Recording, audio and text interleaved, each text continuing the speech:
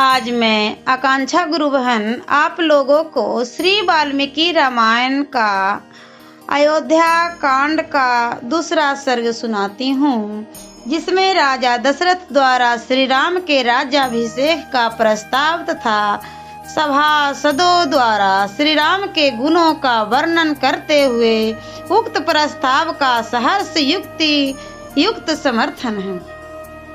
उस समय राजसभा में बैठे हुए सब लोगों को संबोधित करके महाराज दशरथ ने मेघ के समान शब्द करते हुए दुदुम्भी की ध्वनि के सदृश अत्यंत गंभीर एवं गूंजते हुए उच्च स्वर से सबके आनंद को बढ़ाने वाली यह हितकारक बात कही। राजा दशरथ का स्वर राजोचित, संदिग्धता और गंभीरता आदि गुणों से युक्त था, अत्यंत कमनीय और अनुपम था।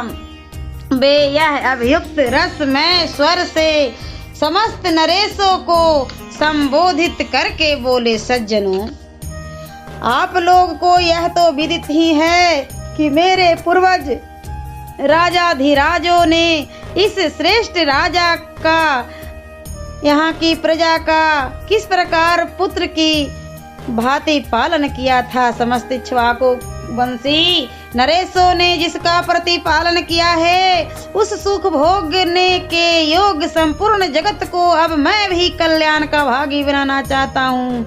मेरे पूर्वज जिस मार्ग पर चलते आए हैं उसी का अनुसरण करते हुए मैंने भी सदा जागरूक रहकर समस्त परिजनों की यथाशक्ति रक्षा की है।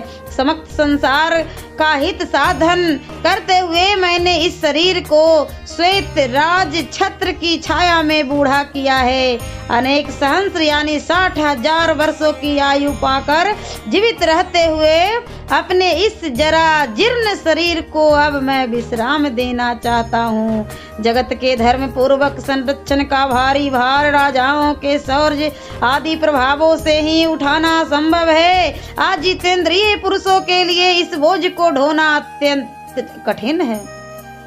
मैं दीर्घ काल से इस भारी भार को वहन करते करते थक गया हूँ, इसलिए यहाँ पास बैठे हुए इन संपूर्ण श्रेष्ठ द्विजों की अनुमति लेकर प्रजाजनों के हित के कार्य में अपने पुत्र श्री राम को नियुक्त करके अब मैं राज कार्य से विश्राम लेना चाहता हूँ। मेरे पुत्र श्री राम मेरी अपेक्षा सभी गुणों में श्रेष्ठ हैं। शत्रुओं की नगरी पर विजय पाने वाले श्री रामचंद्र बाल पराक्रम में देवराज इंद्र के समान है। पुष्य नक्षत्र से युक्त चंद्रमा की भांति समस्त कार्यों के साधन में कुशल तथा धर्मात्माओं में श्रेष्ठ उन पुरुष शिरोमणि श्री रामचंद्र को मैं कल प्रातः काल पुष्य नक्षत्र में युवराज के पद पर नियुक्त करूंगा।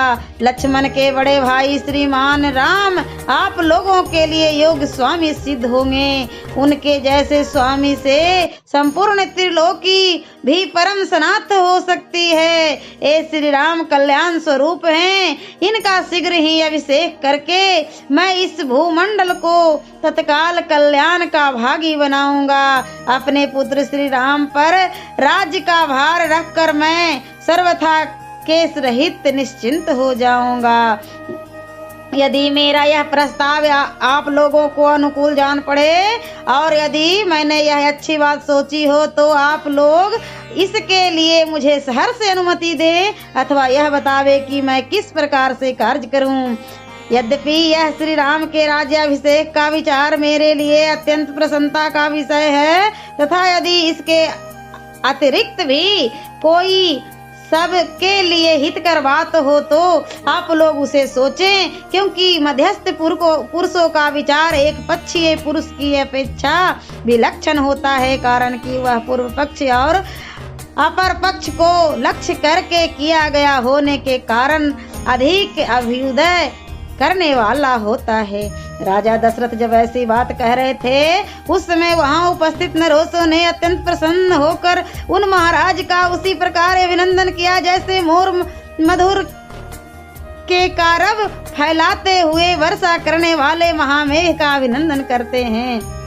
तत्पश्चात समस्त जन समुदाय की स्नेहमयी हर्ष ध्वनि सुनाई पड़ी। वह कितनी प्रबल थी कि समस्त पृथ्वी को कांपती हुई सी जान पड़ी। धर्म और अर्थ के ज्ञाता महाराज दशरथ के अभिप्राय को पूर्ण रूप से जानकर संपूर्ण ब्राह्मण और सेनापति नगर और जनपद के प्रधान व्यक्तियों के साथ मिलकर परस्पर सलाह के लिए बैठे और मन से सब कुछ समझकर जब वे एक निश्चय पर पहुंच गए, तब बूढ़े राजा दशरथ से इस प्रकार बोले, पृथ्वीनाथ, आपकी अवस्था कई हजार वर्षों की हो गई है। आप बूढ़े हो गए हैं, अतः पृथ्वी के पालन में समर्थ अपने पुत्र श्री राम का अवश्य ही युवराज के पद पर अभिषेक कीजिए। रघुकुल के वीर महाबलवान महाबाहु श्री राम महान गजराज पर बैठकर यात्रा करते हों और उनके ऊपर श्वेत छत्र तना हो, इस रूप में हम उनकी झांकी करना चाहते हैं। उनकी यह बात राजा दशरथ के मन को प्रिय लगने वाली थी। इसे सुनकर राजा दशरथ अनजान से बनकर उन सब के मनोभाव को जानने की इच्छा से इस प्रकार बोले, राजागण, मेरी यह बात सुनकर जो आप लोगों ने श्री राम को राजा बनने की इच्छा प्रकट की है, इसमें मुझे यह संशय हो रहा है जिसे आपके समक्ष उपस्थित करना चाहता हूँ। आप इसे सुनकर इसका यथार्थ उत्तर दे। मैं धर्म पूर्वक इस पृथ्वी का निरंतर पालन कर रहा हूँ, फिर मेरे रहते हुए आप लोग महाबली श्री राम को युवराज के रूप में क्यों देखना चाहते हैं? यह सुनकर वे महात्मा नरेश और जनपद के लोगों के साथ राजा दशरथ से इस प्रकार बोले, महाराज, आपके पुत्र श्री राम में बहुत से कल्याणकारी सद्गुण हैं। देव देवताओं के तुल्य बुद्धिमान और गुणवान श्री रामचंद्र जी के सारे गुण सबको प्रिय लगने वाले और आनंददायक हैं। हम सब समय उनका यकिंचित वर्णन कर रहे हैं, आप उन्हें सुनिए। प्रजानाथ, सत्य पराक्रमी श्री राम देवेंद्र इंद्र के समान दिव्य गुणों से संपन्न हैं। इक्ष्वाकु कुल में भी ये सबसे श्रेष्ठ हैं। श्री राम संसार में सत्यवादी, सत्यपरायण और सत्य पुरुष हैं। साक्षात श्री राम ने ही अर्थ के साथ धर्म को भी प्रतिष्ठित किया है।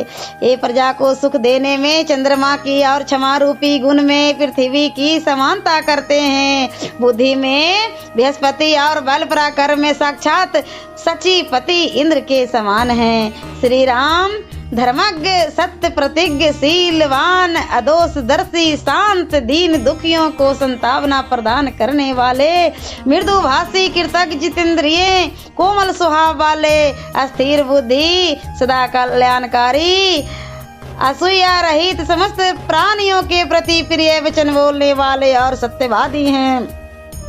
वे बहुश्रुत विद्वानों, बड़े बूढ़ों तथा ब्राह्मणों के उपासक हैं। सदा ही उनका संग किया करते हैं, इसलिए इस जगत में श्री राम की अनुपम कृति, यश और तेज का विस्तार हो रहा है।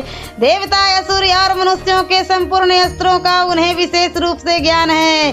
वे सांग वेद के अथार्थ विद्वान और संपूर्ण विद्याओं में भली भांति निशांत हैं। भरत के बड़े भाई श्री राम गांधर्व वेद यानी संगीत शास्त्र में भी इस भूतल पर सबसे श्रेष्ठ हैं। कल्याणकारी तो वे जन्म भूमि हैं। उनका स्वभाव साधु पुरुषों के समान है। हृदय उदार और बुद्धि विशाल है। धर्म और अर्थ के प्रतिपादन में कुशल श्रेष्ठ ब्राह्मणों ने उन्हें उत्तम शिक्षा दी है। वे ग्राम और नगर की रक्षा के लिए लक्ष्मण के साथ जब संग्राम भूमि में जाते हैं, उस समय वहां जाकर विजय प्राप्त किए बिना पीछे नहीं लौटते। ऐसे सर्वगुण संपन्न लोकपालों के समान प्रभावशाली एवं सत्य पराक्रमी श्री राम को इस पृथ्वी की जनता अपना स्वामी बनाना चाहती है। हमारे सौभाग्य से आपके वे पुत्र श्री रघुनाथ जी प्रजा का कल्याण करने में समर्थ हो गए हैं तथा आपके सौभाग्य से वे मारीची नंदन कश्यप की भांति पुत्रोचित गुणों से संपन्न हैं। देवताओं, असुरों, मनुष्यों, गंधर्वों और नागों में से प्रत्येक वर्ग की लोग तथा इस राज्य और राजधानी में भी बाहर भीतर आने जाने वाले नगर और जनपद के सभी लोग सुविख्यात शील स्वभाव वाले श्री रामचंद्र जी के लिए सदा ही बल, आरोग्य और आयु की शुभकामना करते हैं। इस नगर की बूढ़ी और युवती सब तरह की स्त्रियां सवेरे और सायंकाल में एकत्रित होकर परम उदार श्री रामचंद्र जी के युवराज होने के लिए देवताओं से नमस्कार पूर्वक प्रार्थना किया करती हैं। देव, उनकी वह प्रार्थना आपके कृपा प्रसाद से अब पूर्ण होनी चाहिए। नृपश्रेष्ठ जो नील कमल के समान श्याम कांति से सुशोभित तथा समस्त शत्रुओं को संहार करने में समर्थ हैं, आपके उन ज्येष्ठ पुत्र श्री राम को हम युवराज पद विराजमान देखना चाहते हैं।